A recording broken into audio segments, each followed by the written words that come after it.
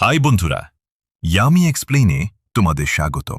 আজ আমরা কথা বলবো লায়ার গেম অ্যানিমে বিষয়ে। যদি তুমি mind game, suspense, psychological battle এবং ইন্টেলিজেন্ট স্টোরি লাইন পছন্দ করো, তাহলে লায়ার গেম তোমার জন্য একদম পারফেক্ট মাস্টারপিস।